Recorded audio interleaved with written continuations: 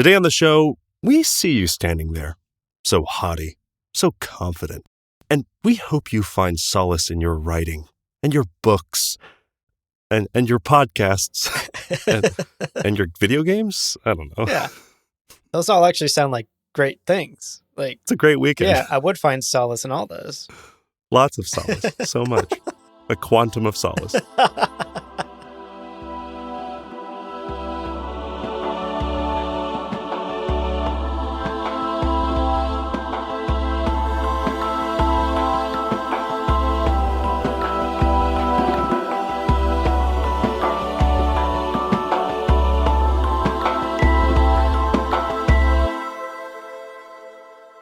Welcome to Gom Jabbar, your guide to the iconic world of Dune. We'll be exploring the themes, philosophies, and characters found in the sandy depths of this vast universe, from Frank Herbert's groundbreaking novels to the adaptations on film and TV. My name's Abu. My name is Leo. And today we wrap things up, Leo. Yeah. TV, Dune, the year 2000, the SyFy Channel. Picture it. What a great collection of words. Yes. Oh my gosh. I'm excited to talk about today's episode. We have, of course, talked about part 1 and part 2 of SyFy Channel's Frank Herbert's Dune miniseries from back in 2000. And today we'll be wrapping up by diving deep into part 3 of that series. And right off the bat, I want to say, I know I've been coming in pretty hard at this series. You've loved it. I've been a bit more critical about it. Part 3, though, my favorite of the bunch, hands down. It's a strong ending. Strong ending. And I think makes part 1 make more sense in a lot of ways. But yeah, nevertheless, before we get too far into our discussion, let's go over some housekeeping. So, for spoilers, the miniseries covers the events of the first Dune book, so spoiler warning for Dune. And, of course, Denis Villeneuve's adaptation. That's right. And a reminder that the best way to support this podcast is to become a patron at patreon.com/gomjabbar. We've actually just recently rolled out some updates to the Patreon structure. So now our patrons actually get more goodies for less money. How about that? Nice. Some of the benefits our patrons get are things like totally ad-free episodes, weekly bloopers and bonus clips, and getting to vote on future episode topics. How fun. Now, of course, we have to give a huge shout out to our Kwisatz Haderach level patrons. Case Aiken, Nate Hyde. Y'all are what the Bene Gesserit wanted, but you are so much more. Indeed. They can't control you. Yes, and you came before your time. You came you came before your time, indeed. But in a good way. I realized how that sounded after. Another great way to support the show is to check out our amazing merch on gomjabbarshop.com. I like to describe that storefront like Hot Topic, but if Hot Topic was actually cool and totally obsessed with Dune. And we love to get your messages. So email us at gomjabbarpodcast@gmail.com. Send us lore questions. Send us hellos and pictures of your pets. We love to hear from you. gomjabbarpodcast@gmail.com. For sure. All right, that wraps up housekeeping. Let's quickly go over the game plan for today. Y'all know the drill by now.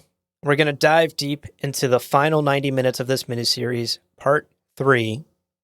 As always, we recommend that you watch the miniseries before you listen to this episode. We are by no means going scene by scene in some sort of comprehensive way. The assumption is you have watched it already. The way to watch it is a bit tougher. You can either try and find some like shady stream online, or you could buy the Blu-ray and DVD. Unfortunately, this miniseries isn't currently available on any major streaming services. So those are really your only two options. Just like the last 2 episodes, today we will start with a broad overview of part 3, followed by each of us have picked 2 likes, 2 things that we maybe wish were a little bit different, and then we'll wrap up by sharing our favorite scene from today's episode. And of course, this is Gom Jabbar. You know what to expect at this point. There's going to be plenty of lore discussion.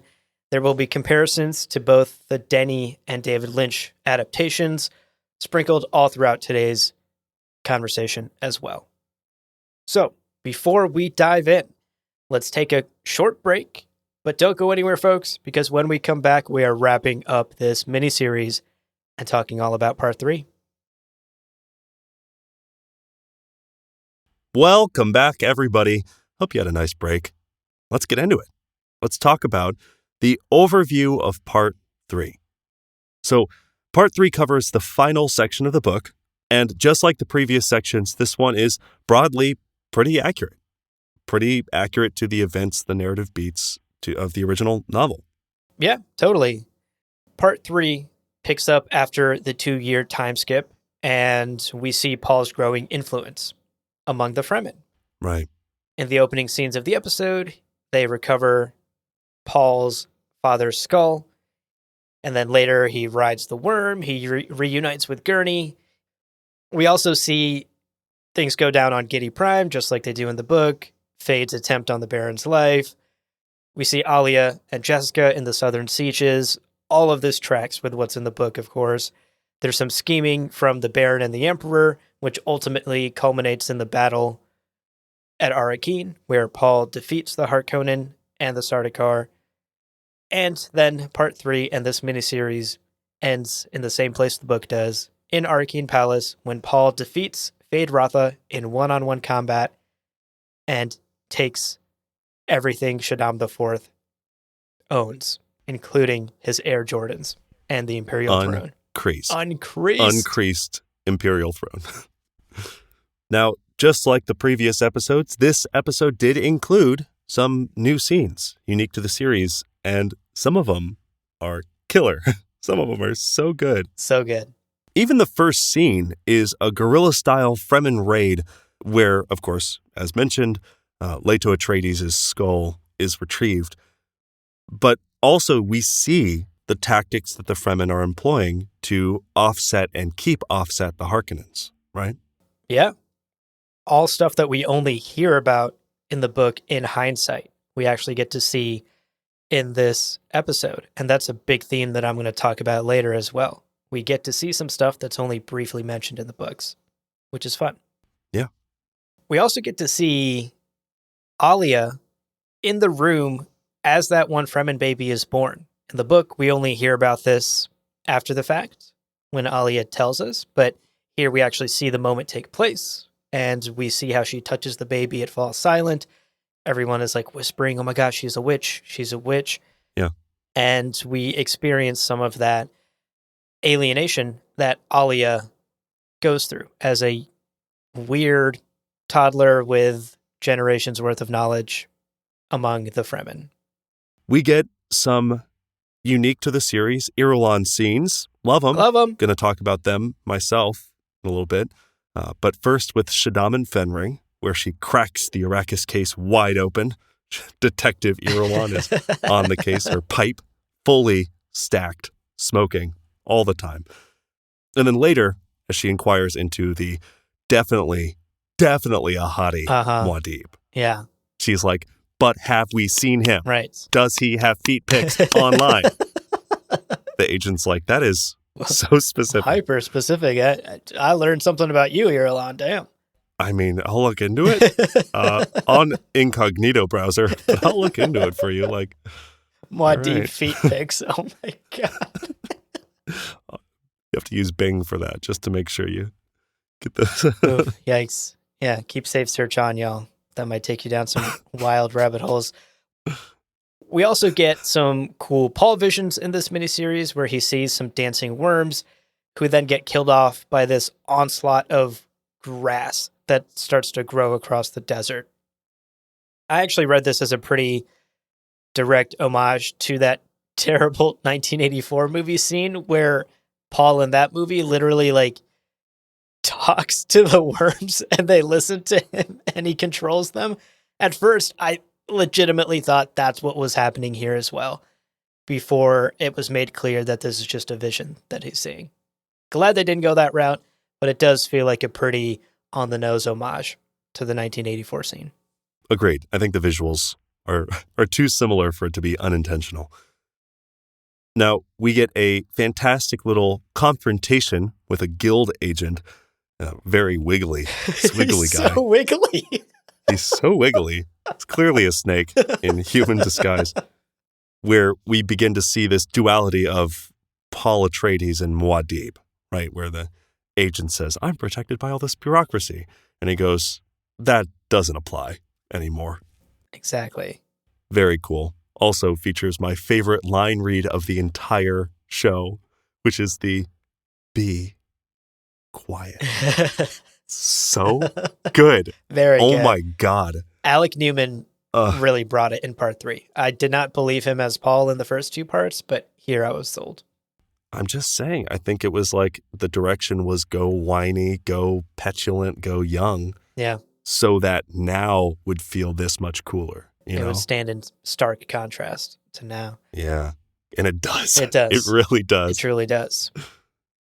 We also get various scenes sprinkled throughout this episode of Shaddam and his imperial court struggling to figure out how to deal with this religious fanatic known as Muad'Dib that they keep hearing so much about. Supposedly, he's a total hottie.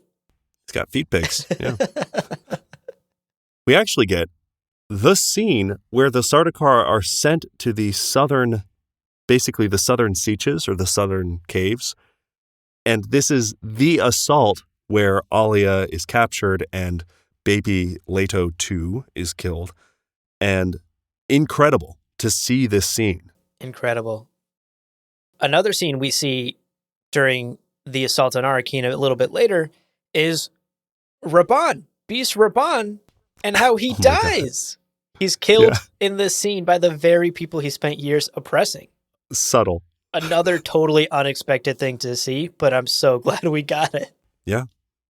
That is a brief overview of the episode. Again, it follows very closely to the major plot events of the book, but as is usual with this miniseries, it adds its own flair, its own touch, and we get some unique scenes that in this episode worked really well and showed us things that happened off page. Let's actually dig deeper and share in more detail 2 things that we each loved about this episode. And Leo, I'm going to let you go first because my point builds off of your point. So I'll hand it off to you. That makes a certain sense. Okay. Well, my first point, the first thing I liked about this episode is Paul Atreides. Yeah. I'll be upfront about this. I'm a sucker for overpowered protagonists. And this episode was just fan service for me, the fan. It was such a ride. They made Paul so cool, but also they started to lay the foundations for Paul in Dune Messiah in a way that I really respected. Broadly, we see how much he's grown, right? As we've talked about already. Like looking at bowl cut, petulant, feet on the table Paul Atreides from episode 1. Right. Seeing him now with his fucking dashing new haircut. He's got those dope eyes of a bat. His mannerisms are completely different. They're reserved. He carries himself with this like confidence. We also see the beginnings of this pivot into Muad'Dib, the leader of the jihad to come. But I want to get specific. I want to talk about some scenes. We already kind of are, but let's do it. The Sardaukar among the smugglers scene is amazing. Almost my favorite scene. So good. We get just some incredible choreography here where Paul is just so confident.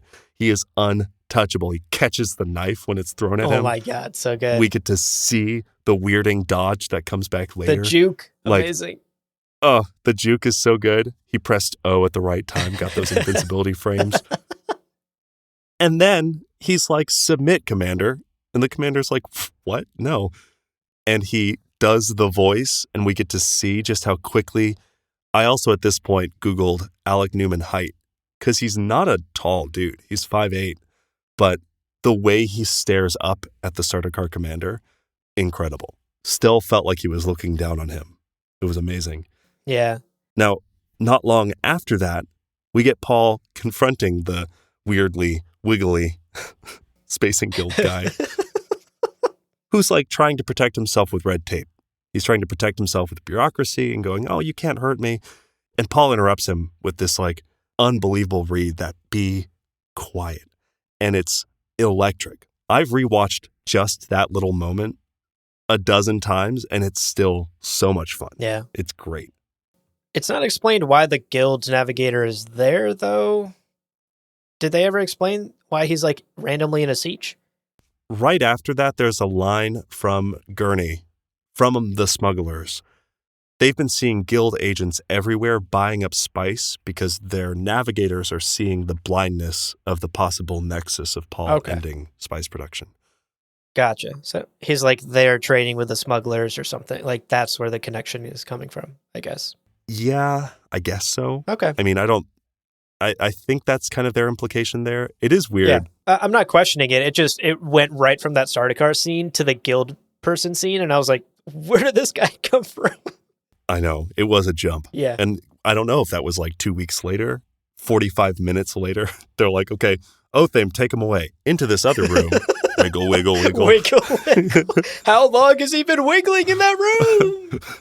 He's been wiggling for weeks, sir. We can't get him to stop. God, that's so silly. I'll say another little moment that really stuck out to me about Paul and portraying Paul accurately is the moment where Paul is venting to Chani after Gurney's attempted kill of Jessica. And in the book, Paul just reflects in the tunnel outside. Seeing him talk it out with Chani gives Chani the respect she needs because she is his rock. She is like his only source of comfort for most of his like this whole time in his life. And I just love seeing that vulnerability. I love, he like puts his head in her lap and she's comforting him, which really just demonstrates that they know what they're doing with these characters and how much these characters mean to each other. Yeah. But also the moment that kind of really took my breath away was his conversation with Jessica that appears to be basically a new scene kind of mixed from moments of the book. And it's basically her saying, hey, I've seen this plan of yours. I've seen the jihad. A lot of shit's going to go crazy. And throughout this scene, the light is shifting more and more red. And during this scene, we get some incredible lines, of course. He says, I'm powerless to stop it, which is this huge theme in this book and in Messiah. He says, terrible purpose awaits us, right? Which that's kind of, again, this mantra that exists in Dune. The ashes of complacency.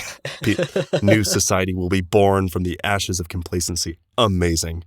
And, of course, quote, there are no innocents anymore. Oof.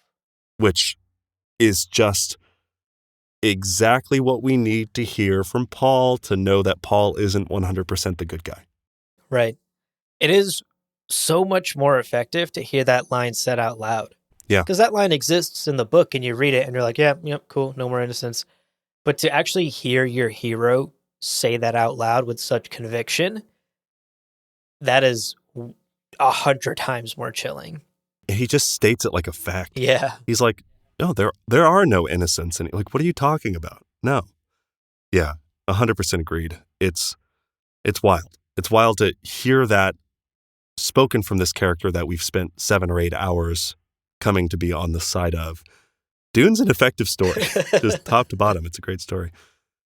I'll wrap up by saying, I think this episode delivers a vision of Paul that knocks it out of the park, kind of capturing the nuance that you need to have for this nuanced story that has so many layers. And I think, honestly, if Villeneuve and his team and sweet Timothée Chalamet are able to even get close to hitting this bar, it's going to be a masterpiece. It's going to be so good. There's just so much to look forward to in part 2. Yeah, I couldn't agree more. And actually, I'll take the nice tie that you've wrapped up here and Sure. slowly unspool that thread. Because Sure. I would also like to talk and gush about Paul a little bit. That was my first pick for the thing that I loved was Paul Atreides, but to narrow it down a bit more and maybe even build off of your point, specifically how this episode treated the birth of the tyrant Paul Muad'Dib Atreides. I think this series handled his transformation into both the prophetic leader, Muad'Dib, and his problematic rise to power super, super well. In the last couple chapters of the book, there is this like deeply unsettling feeling about our hero Paul that starts to like creep into the writing and creep into his interactions with his allies and his friends. And the miniseries, I think, captures that perfectly here in the third act. Yeah. We actually talked about this. We spent a lot of time in our last 2 Dune Book Club episodes talking about the red flags that start to appear in those final chapters about Paul, how he's seemingly starting to lose touch with his Atreides moral compass, and all of these little hints sprinkled throughout about his despotic rule to come. Dune, as we've discussed before on this podcast, is not a hero's journey where Paul, quote unquote, wins at the end and becomes emperor and everyone lives happily ever after. It is a warning against the rise of a despot and a messiah like Paul, who wields so much influence and whose best intentions, I mean, he's out here trying to stop the jihad, right? Yeah. That's a objectively good thing, but even that is corrupted by just the sheer force of his power and the breadth of his influence. Some notable moments I wanted to quickly shout out that I think this miniseries captures really well about this transformation and about these red flags is one, Paul's relationship with his mother, and how in the book it becomes very strained. In the miniseries, they lean into that quite a bit too. There are some really tense conversations between Paul and his mother in the miniseries. And you see her starting to question, like, aren't you taking this whole prophet thing too far? Like, aren't you leaning into religion too much? You need to not do that.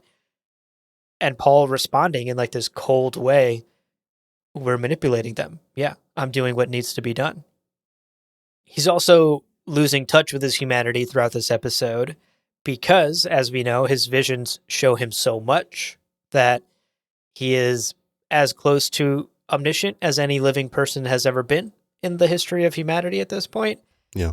And that makes it hard for him to like think and feel like a normal human being when he can see and experience so much because of his visions. You mentioned that conversation with Chani where he says super chilling stuff. I think one thing he says early to Chani in this episode that really stuck with me is when she asks him, Wadi, will we ever have peace? And his response is, we'll have victory. Super chilling response from Paul. Yeah. Another thing I think the miniseries captured super well was the death of his firstborn, of little baby Leto, and how that basically tips him over the edge. Yeah. That is one of the scariest moments in the book when you hear Paul's internal monologue and he's like, they don't know what true terror can be. Right. And we get a similar scene here as well where he tells Chani, our firstborn is dead. And Alec Newman just like does this thing with his face where you just know he is gone. There will be no mercy against the Harkonnens now. It's so good. And also, we get time with baby Leto. Like, we actually get to see the baby and hang out with the baby. We get to see the moments leading up to the baby's death. Yeah. So it means so much more. Yep. Just to your point, I think that they captured how much it means to Paul and Chani to have had that kid and then to have lost that kid is magnificent and is a testament to the real trauma of that experience and what it means to these characters and what it means to anybody. It's so good. It's handled so well. And maybe this is bold of me, but perhaps handled a little better than the book. Because these last few sections of the book 100%. Feel very rushed, and we don't see pivotal scenes like the death of baby Leto, but we do here in the miniseries. I'm agreed, 100%. Recognizing characters like Irulan and characters like Chani and characters like, Hera even, and recognizing events like the death of Raban and the death of Leto too, it's like those things all matter. And honestly, maybe putting more of them into these adaptations is the way to honor the spirit of the book. Totally. So I'll wrap up my first point here with one more shout out. I want to talk about that Cave of Birds scene where Paul declares himself the Duke, puts on that ring and declares himself the Duke, and he refuses to challenge Stilgar. He refuses to challenge all the Nabes, and he gives all the gathered Fremen a real talking to. Yeah. I know I joked in the last episode that the Fremen sure do love a good chant, and to be fair, they do love a good chant, a lot of chanting in this scene, but I loved how deeply uncomfortable this scene was to watch, in a good way. Yeah. I don't think it is an accident that this scene is a large group of people all chanting, basically doing what very much looks like a Hitler salute. It does look awfully like that. You know, there's maybe like an extra step in there before they raise the arm and the hand, but the end result is still visually the same thing. Like they're basically doing the Hitler salute, chanting Paul Muad'Dib, and it's this giant group of people looking up to their Duke, to their Messiah, to this person that they will do anything for. And all of that feels very intentional. All of that imagery feels very intentional. And it certainly made me feel deeply unsettled, which, again, to my larger point about capturing how Paul is transforming and becoming this despotic ruler, so well done. Like maybe a little on the nose with the Hitler salute and like this Paul equals space Hitler comparison there, but still really well done. And I personally enjoyed it. And I think by the end of the miniseries, when Paul takes the throne and walks away from Irulan, I found myself being like, should this guy be in charge?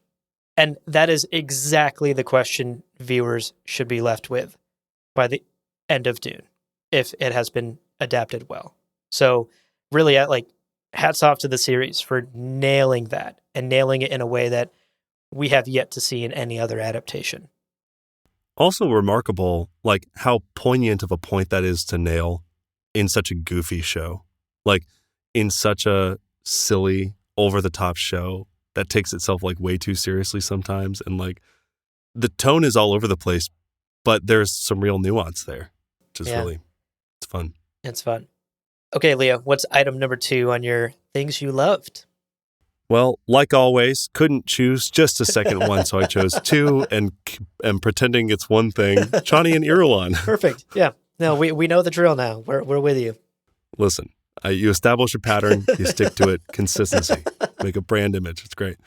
Now, broadly, I would say Irulan and Chani are hugely important characters to the plot and to the events of Dune, but as we've mentioned, Frank's books are very Atreides focused. And I don't think that that's a problem, but looking back and in retrospect, we realize perhaps how pivotal some of these characters are, like Irulan and like Chani. I wanted to take this moment to basically highlight how I think this episode in particular really drives home both Irulan and Chani's roles in the Imperium. So first up, Irulan. Not a secret. I love Irulan. What? What? I know. And get this, I like how this adaptation treats Irulan. Wow. I know. First time I've said it. Bold, hot take, spicy. Yeah. Irulan is given a ton of new scenes in the miniseries that all feel right to her character and clearly demonstrate that the people working on making this a reality understood the book deeper than a kind of a surface level. And to get specific about this episode, we get a few incredible scenes, but to start, we get this incredible scene where Irulan is in the room. She's with Shaddam and Fenring, and she just very casually walks them through what she's figured out, right? She's got her Sherlock Holmes hat on. She's got her pipe. It's great. She doesn't actually, but in a series of very silly hats, it would be expected.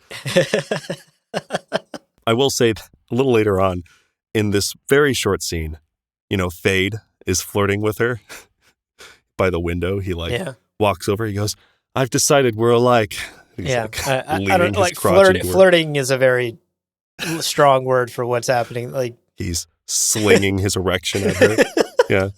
He's trying so hard. And her response, first of all, I'd be confused if you didn't try. Oh my It God. is so funny to me. It's so good. And then her last line, sometime, remind me to tell you about the ancient legend of the Phoenix. And he's like, oh, yeah, we're going to talk again sometime. Hell yeah, as she walks away.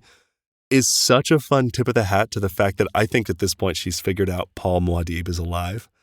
And to have heard from this guy, oh, he died. And it's lovely. Yeah. It's lovely to kind of hint at that. I mean, listen, Irulan's out here literally fending off fuckboys. This fade fuckboy while playing 5D chess and making jokes about it for herself. It's spectacular. It's amazing. Finally, in the final scenes, Irulan is honestly one of the stars. She's, I think, one of the focal points of the final moments. She is the first of all, to recognize Alia as Paul's sister, and the one to reveal Muad'Dib is Paul Atreides, which is fucking incredible. She is also the one to suggest the marriage. She's like, I think we both know the solution to this. And to give Irulan that moment where she's like, oh, I know what I can do to like make sure that this resolves this big problem. And Shaddam's like, no, I don't want to know. Please. Incredible to give Irulan that agency. Yeah. But then Paul turns away from her, right? As we know he will, leaving her framed beautifully in the light, this like fading light in her like black shawl. It's really just a beautiful moment that not only gives her more of an active role in everything, but also really does capture the tragedy of Irulan's story. Right. You know, everything she was talking about with Paul in the beginning, in the first episode, is basically manifested and realized. I've always been utilized. I've always been used. I am a princess, sure, but is that really happiness? And now with Paul, they just both have to acknowledge, here we are. Here I am to be used, and here you are to use me. Yeah. That conversation really does come full circle. That's a great point. It's so good. Finally, just to talk about Chani for a second, we have Chani in this adaptation, and generally, again, her scenes are accurate to the book. At this point, that's not really a surprise. But more notably, we get to see how important of a person Chani is in the universe. And naturally, part of this is because of her relationship to Muad'Dib. But it's also this active relationship in this series. Like, she's making these choices and she's kind of standing up for herself in these moments that I really appreciate. And, you know, in this episode, we get our expected scenes, right? Chani knifing that Fremen who wanted to fight Paul. Hell yeah. Which, God, I can't wait to see Zendaya fuck someone up just because they wanted to fight Timothy Chalamet. That's going to be so good. But we also get a scene with Chani and Jessica and her baby, Leto, too, which I just so appreciate. We actually get to see Chani and her son. It's incredible. Not only does this give space for her relationship with Jessica to have more dimension, and I like Jessica going, Paul is not like other men. And Chani's like, I think I know that better than most. Jessica, Jesus. But both of them are written so true to their characteristics. And it's this scene that feels like it was written by Frank, but I don't think it's one for one. Right. Which is just so impressive to me. And it's also just lovely to get time with Leto too. Like, I know that he dies not long after, but he is one of those deaths in Dune that I feel is treated very nonchalantly in Frank's book. So to get this time with him and to actually feel a little bit of that loss that Paul and Chani feel is just amazing. Now, I will wrap up, I swear. It's just a couple of quick moments. A couple more pages. That's fine. We'll get through them. It's 2 more pages. It's fine. No. Paul's long speech to rally the Fremen, and he finishes with that, I am your Duke.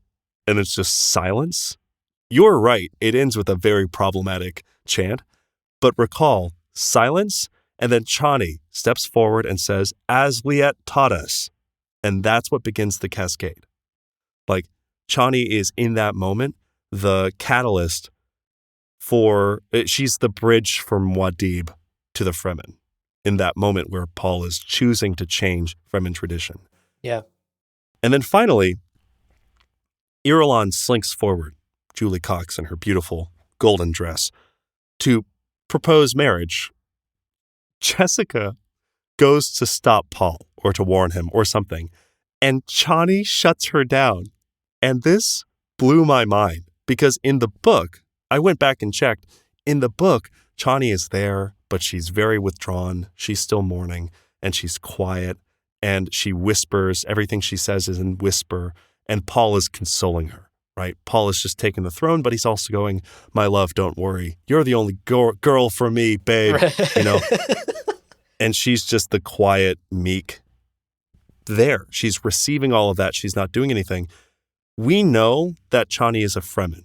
And throughout this various Dune books, we hear about Fremen decisions, right? Capital F, capital D. Yeah. Where a Fremen will choose something that most of us would go, why? No, I don't want to do that. But it's for the good of the tribe.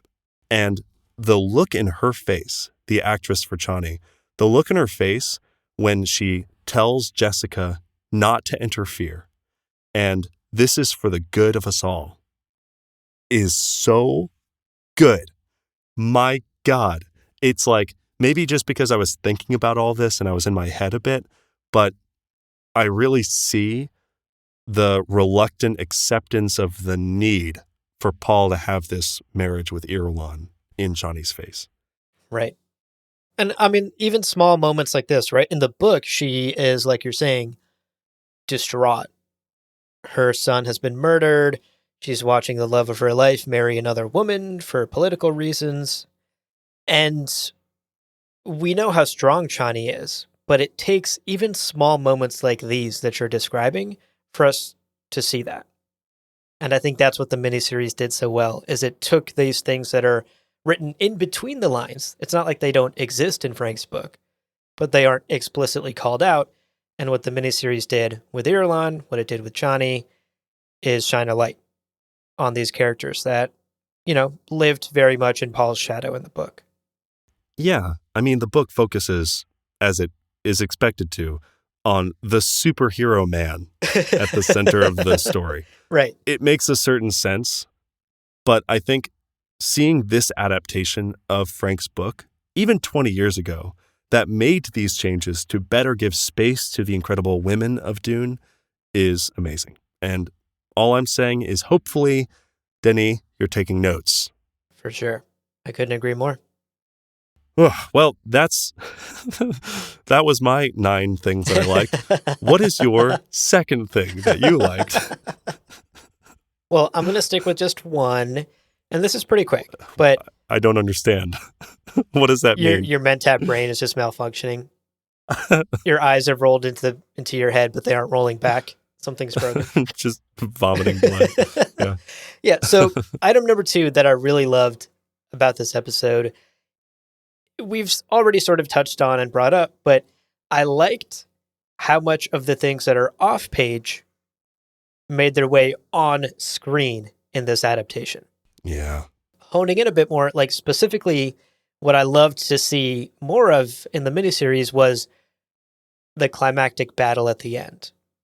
Because so many of Frank's books almost never directly contain paragraphs about epic battles or like high octane action. Like there's no fist fights in Frank's books. He just skips them. He just skips them. He's like, and then there was a fight. Right. Exactly. All of that stuff in Frank's books happens off page, and the books are much more concerned with the aftermath, with the resolution of these huge moments. Of course, in like a film or TV adaptation, you got to show that stuff. You got to have those big cinematic moments and the huge set pieces. Yeah. The end of the Dune book, to be totally fair, feels a little rushed. Like things are happening so fast and major events are being skipped over or happening totally off page. And it's nice to see them play out in a way that is emotional. And we get to see these moments that are huge and impactful for our characters actually play out on the screen in a way where we don't see them laid out in words in the book. It's nice to see the miniseries slow down and spend time on moments like little baby Leto's death or Alia's capture. That whole attack on that siege by the Sardaukar totally happens off page in the book. Beast Raban's death. Beast Raban's death, right? Like such a huge character in the first half of the book gets wiped off page in the second half. It's so funny. These are all, again, moments that are ripe for emotional gut punches or resolutions. Like seeing Raban die is so important because of what that means to Gurney. Gurney sticks around with the smugglers because he fucking hates Raban. They got beef. Yeah. We don't see Gurney in this adaptation. Instead, they use Raban's death here to show us Arrakeen rising up, but it's still effective. It's still used in a way that it never is in the book because it's like one sentence in the book. And so I loved that. I loved that the miniseries took these plot points that are kind of rushed in the end of the actual novel and uses them to great effect in this episode. The other thing I'll call out is I liked how much Emperor we saw in this as well. I liked that we kept cutting back to the Emperor and his team just totally thrown off by these Muad'Dib feet pics, trying to figure out how to defeat the man. They keep saving to my phone. I don't know how this keeps happening. I swear I didn't Google search this, so I don't know where this history came from. What are these cookies, and why are they saved to my computer?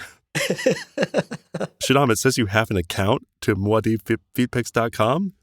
What? No, you have a saved password here. What is... Yeah. Bro, you got an Only Siege account. I see it. Only Siege. Oh, God. We are quickly tumbling down a dangerous territory. Let me reel us back in. Sure. This cutting back to the Emperor and seeing so much more of him, especially leading up to the Battle of Arrakeen, really gave the sense of this cat and mouse chase between the powers of the Imperium and Muad'Dib and the Fremen. And it gave me these vibes of like the Empire versus the Rebels in Star Wars. That I think is very much missing from the end of the book because we basically only see everything from Paul's view. And here in the miniseries, we get a grander picture of the events taking place in the rest of the Empire, which I loved. Yeah. Actually seeing Shadam, like with charts and paper spread out on the table, I'm like, oh, he's an emperor with a job. Like, right. How cool. Versus in the book, we really only see him at the end get all of his shit stolen. And he's like sitting on the dais. Like he's there and people care about him. But like, what does he do? We don't really see much of that. So to see any of it makes it feel like so much more of a real universe, like a filled out universe. I agree. Yeah, definitely. And I'm really interested, to wrap up my point here, I'm really interested to see how Denny adapts these final climactic scenes. Because again, there's just so many holes that can be filled in here or adapted in a different way for a different effect. And I am very curious what direction Denis Villeneuve will take it. And I'm super curious if he'll take any cues from the miniseries. Maybe he will also show us scenes like Raban's downfall or Baby Leto's death. It would be cool if he did. And I think they're important scenes that deserve to make it on screen. But depending on how closely you follow the book, technically all of that stuff happens off page. So right. I think this was a really good decision on the miniseries part to, again, pull these scenes out of the shadows and shine a light on them. I hope Denis Villeneuve follows suit in his adaptation because I think these are pivotal scenes that can be used very effectively. And they add to our understanding of this universe and this story. Indeed. There's so much to do right and so much to do wrong. It's a scary position to be in.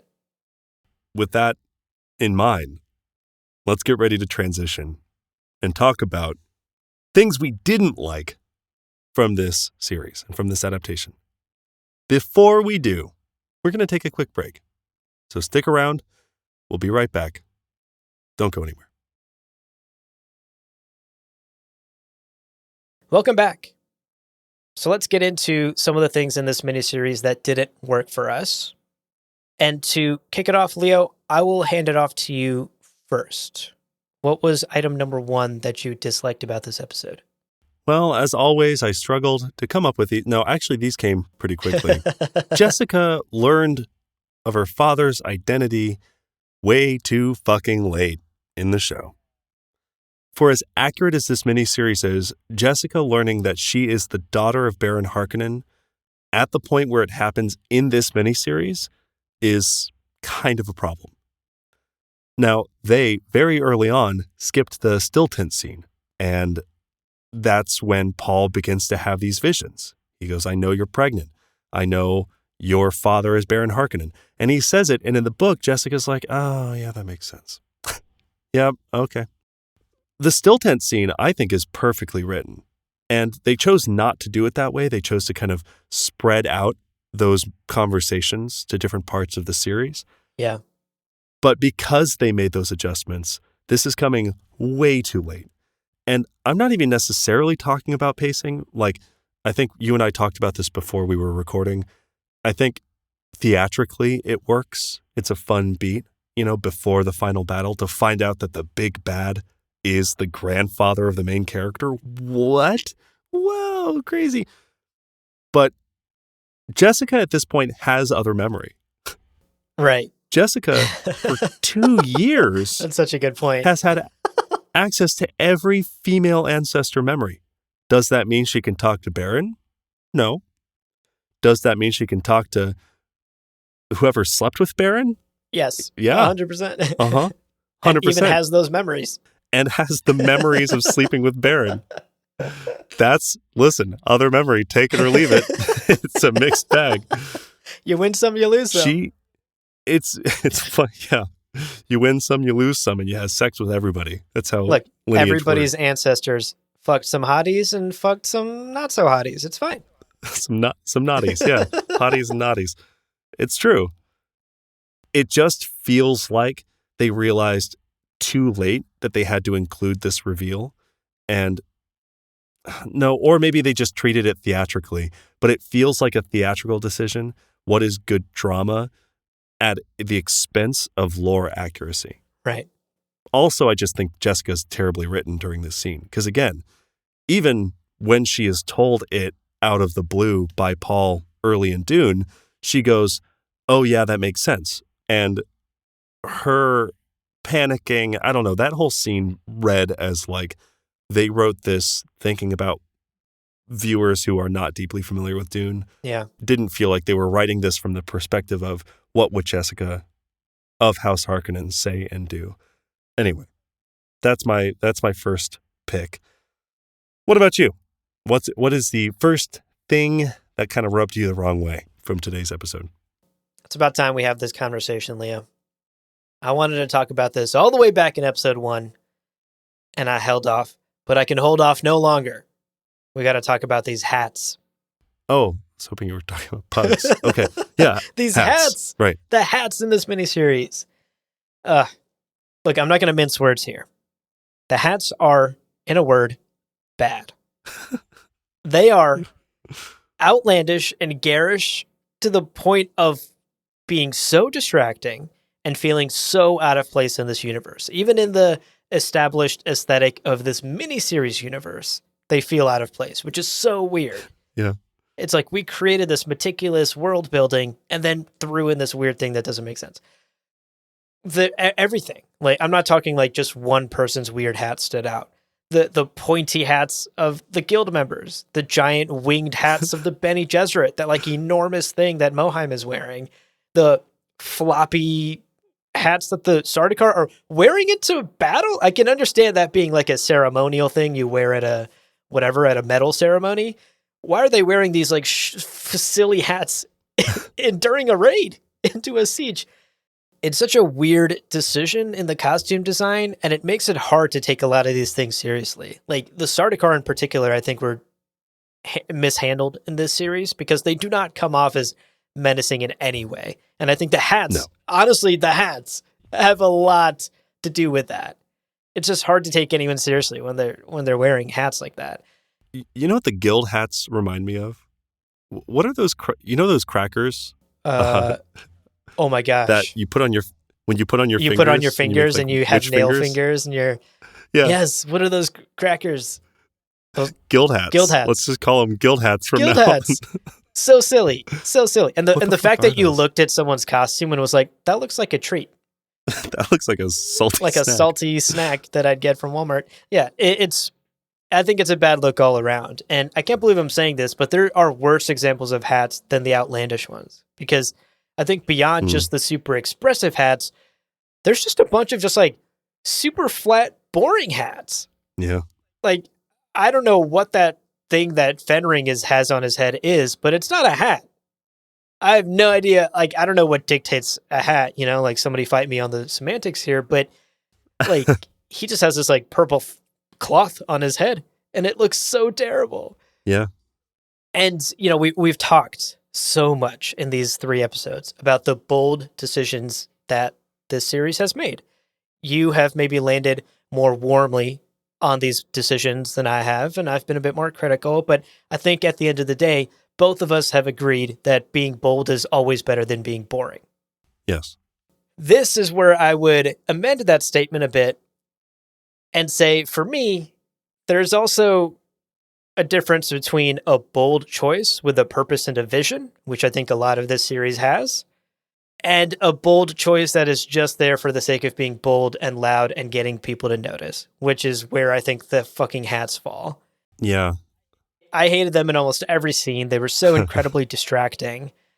And I think what's ultimately the most disappointing to me about these hats is that in a series that is so incredibly good about the subtle world building, you pointed out that amazing glow point in the last episode.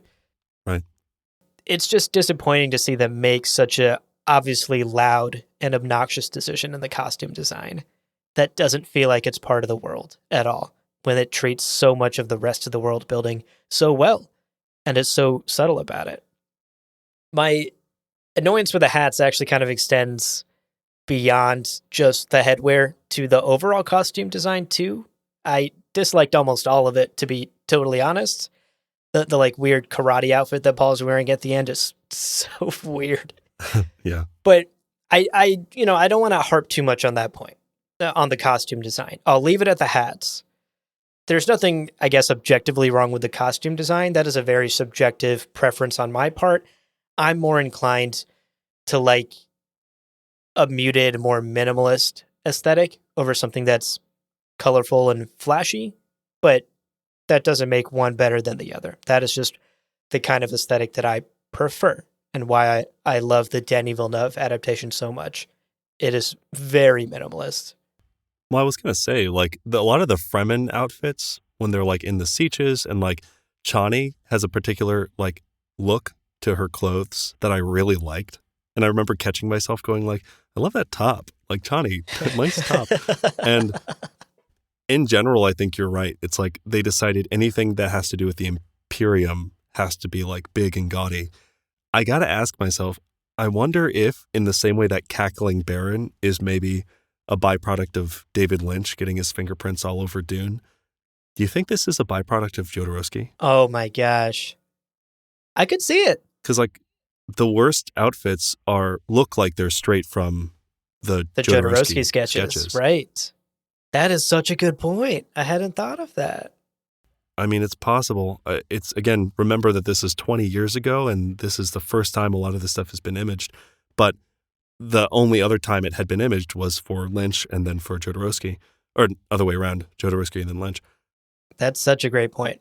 And I remember, actually, as we're talking, I remember you mentioned to me that maybe in the behind the scenes book or maybe in an interview you sent me at some point, the director told his crew to think of this story as like Shakespeare in space. Yeah. It's closer to Shakespeare than Star Trek or right. Yeah, exactly. Exactly. And a lot of this series strikes me as really leaning into that, including the costume design. The costume design straight up feels that like out of like a Romeo and Juliet Shakespearean play. Oh, especially the Sardaukar. Especially the Sardaukar. Floppish. Froppish? Floppy. That word. Yeah. Something with an F. So that I think is also part of where maybe the aesthetic comes from, is the director really wanted to lean into this Shakespearean play idea. And I think that seeps into things beyond the costume design as well. the way the shots are directed, the way the actors are like sort of over the top with the scenes. It's all very like stage play. And I think that affected the costumes too. They feel like Shakespearean costumes, which was, again, just a choice. Not one that I liked, but a choice nonetheless. The hats, though, those still sucked. That's a hill I'm ready to die on. Don't at me about that, listener. Okay, I'm done. Let me get off my pedestal here about the hats. Leo, Fair enough. what was item number 2 that didn't work for you? So, hear me out. I loved the final fight. I had so much fun with it. Fade Routha doing a full front flip mid-fight So over funny. Paul. Incredible. Amazing. Paul, like, weirding, juking the way. Again, he tapped O. He did his, like, dodge mechanic, full invincibility frames. But then Fade going, like, full tumble because of that. So many incredible, silly moments that I loved. None of it's remotely Dune. No. None of it is remotely the final fight of Dune. Like, I understand the final scene from a theatrical standpoint, a television standpoint, but it utterly lacks the subtlety of Paul and Fade's duel, which in the book I think is a masterpiece. And Yeah. it really solidifies that mantra of plans within plans within plans. A lot of layers to the fight in the book. And a lot of layers that I think are frankly hard to capture on screen. You got to pick and choose what to lean into. No, 100%. And this is also I think about movies like Sherlock Holmes, where we see Sherlock plan out every single move and then execute. And we see it first in like super slow motion in his kind of analytical mode. And then we see the fight actually happen. And I think that is the sort of treatment necessary to do this sort of like highly internal fight. And I don't know that I'd seen that ever done in film or TV before Sherlock Holmes. So I don't know. You're totally right. Like, my problem is this masterpiece of a fight scene is everything that's great about Dune wrapped into a single moment. But a lot of what's great about Dune is not something you can show on camera. It's Right. like a dissertation in feints and, sleight of hand. And so you're right. I mean, I don't know. This version is fun, but it's just very Hollywood. It paints Paul to be this. Paul is taking so many fucking punches, and he's suddenly not nearly the dude he was with the Sardaukar even. And then I'm like, is Fade that much better than a Sardaukar? Are you kidding me? Really? And I think the fight needs to feel as climactic as it is in this adaptation. Like, I think this adaptation did a good job of making the fight as climactic as it needs to be. But I don't think it's a good decision to have it like lots of cuts, lots of exchanged like punches and tumbling, and like that makes it feel very, here's just two fucking bar fighters who are like out in the, every punch has no consequence and every cut is just a cut.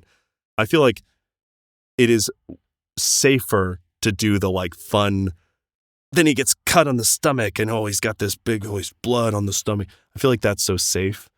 I don't want safe choices. I want bold choices. More anime. Make it 20% more anime. You know what? Drag that fight scene out for 3 episodes. I'll watch it. Give us 6 commercial breaks in the midst of the fight scene. It's fine. Ultimately, dude, I think unironically, anime is like a masterclass for taking a 2-second thing and giving you all of the perspective you need to get hyped in it. Yeah. Just, it's so good. Anyway. Totally. I agree. Like, I'm not saying go full anime, but like 20% more anime is just what this scene needs. We'll have to see how Villeneuve handles this moment, but that's my second pick. What about you? Where are you at with your second pick? So my second pick is a character that I think was done dirty by this miniseries. We've talked a lot about how Chani, Irulan, a lot of characters were handled well. Count Fenring was not. Right. Yeah. I think this is another instance where the casting choice was just so wrong. Like, this dude is definitely not the deadly right-hand man of the Emperor and a former Kwisatz Haderach candidate. I don't believe it. Yeah. Right. In this miniseries, he's kind of just relegated to be nothing more than the mostly silent henchman that Irulan sometimes argues with. He has so few lines, he has so few scenes, and when he is in those scenes, he's like in the background, like skulking. Very weird. Yeah. There are some iconic Fenring scenes in the book too, and they're omitted in this miniseries. Namely, this moment at the very end of the book where he refuses to kill Paul because both Paul and Fenring recognize the connection they both share as Kwisatz Haderach candidates.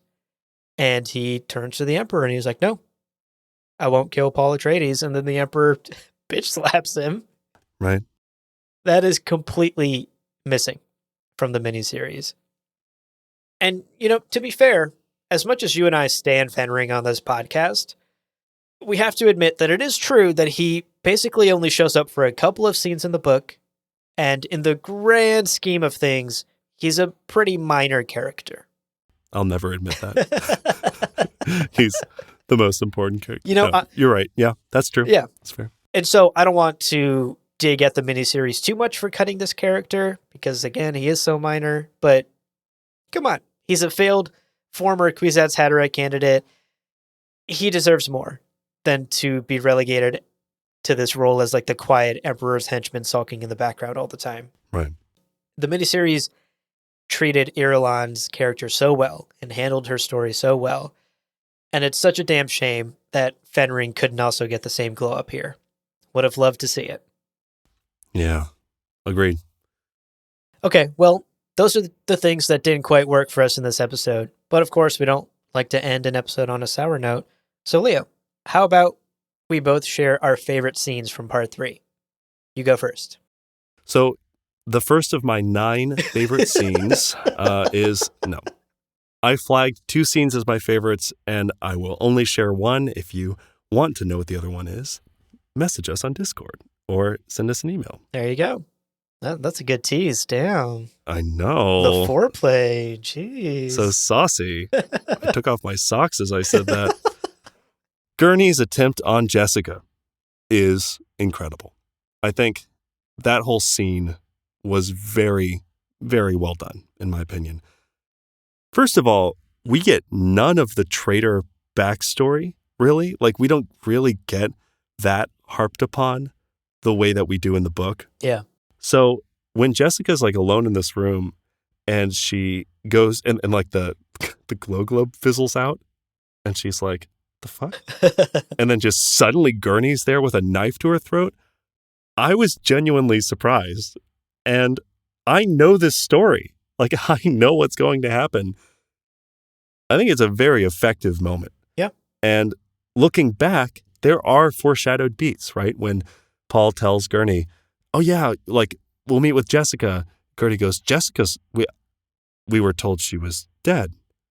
And Paul knows, like, no, she's alive. And Paul walks off and Gurney has a moment where he kind of looks introspectively and then moves on. So they do set it up, but just very subtly. So I don't think it's unearned, is my point. I don't think they just tossed this in there. So to have it feel so surprising, but then to look back and to see the little breadcrumbs laid out was very satisfying. I took a note as I was watching this in Newark Airport. Uh-huh. And I think this encapsulates my feeling about this little scene. Quote, we didn't get the lead up to this moment. Super shocking, though. Very effective scene. They nailed the tension, and this gives Paul reason to do the spice agony. It's so good. Fuck. It's so good. End quote. Hilarious. I love that you also quoted yourself. Listen. Quote me. As the author Leo once wrote. Fuck. In the script just now. Fuck. It's so good. Fuck. No, I love that. No, that's like a very genuine, like honest reaction, to seeing it. I was taking notes throughout, and it's funny to go back and to just see my absolute, like, I think when the glow globe fizzled out, I went, how? How did you do that? Anyway, so that's my pick. What about you? Do you have what's your favorite scene from this episode? So we haven't talked a lot about Alia yet, but I saved it because I wanted to talk about it here in my favorite scene. I loved, right before the Assault of Arrakeen begins, that scene where Alia confronts the Baron and Shaddam, where she's been captured, she's brought in to the pavilion and has to confront them.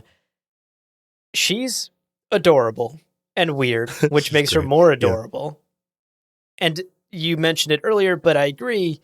I think the young girl that plays Alia handles the role fairly well. It's an extremely complex role that it's not easy for anyone of any age to handle, let alone a child. Right. And I think she did a pretty good job with it. This scene with the Baron and Shaddam gives her the chance to really shine also. This is probably the most on-camera time she gets. And it's so funny and good and kind of cheesy and over the top, which really is just like a summary of my feelings on this whole miniseries. Right. Moheim cowering in the corner, so funny, hilarious. It's like, killer, abomination, abomination. Alia's iconic defiance of the Emperor, so good. Yes. I found myself holding my breath. And all of that, of course, culminates in her sticking her grandfather with the Gom Jabbar. Amazing. And she said the iconic line, too. Grandfather, you've met the Atreides Gom Jabbar. So good. Grandfather. So good. So good. I also couldn't help but laugh at her like little skedaddle away when the storm comes down and everyone in the room panics. And she's just like, oh, I'm getting the fuck out of here. Cartoon running noise. Yeah. It was good. It was cute. It was quirky. It was weird and kind of cheesy. And I think it worked. I think it worked with Alia. I think trying to translate a character like Alia is one of the biggest challenges that Denis Villeneuve faces in part 2 and that any adaptation of Dune faces. It's no easy task. And I think this is an area where the miniseries showed restraint rather than leaning into it or going over the top. They just reeled it back in a bit. Yeah. She really just comes off as like kind of a weird child, but not so creepy that it's hard to believe. And ultimately, I think it ends up in an Alia that is easy to cheer for on screen because she's this like cute little badass murdering the bad guys. It's awesome. It's amazing. I completely agree. Also, took note of the fact that the Atreides Gom Jabbar's a ring. Yeah. Did you see I that? noticed that as like well. The Cobra ring. Yeah. Another Gom Jabbar design. We're going to have to update our fucking logo again. We have to update it again. We're 20 years late on this one. Oh, shit. I agree. I also love her little, my brother's here. Yeah, that made me laugh little too. sing-song. It's just so good. Yeah. Let the storm take what it will. All of her lines in this scene were so iconic. They were so well delivered. The little girl did a really good job. I believed it. I was like, that's Alia. That's Alia of the knife. The Baron very slowly floating over to her and then picking her up. He's like, I got her. The speed of his suspensors was particularly funny in this adaptation. He forgot to charge the batteries, you know. They're very low. Yeah. They're in granny gear. Well, I think with that, it's about time to wrap up our deep dive into Frank Herbert's Dune. Wow. What an epic ride. Truly the most epic of worm rides across the desert, start to finish. So much fun, though. I personally agree. had a lot of fun going back, watching these episodes again, hearing your thoughts as you text me. Just the front flip in all caps is a lot of fun.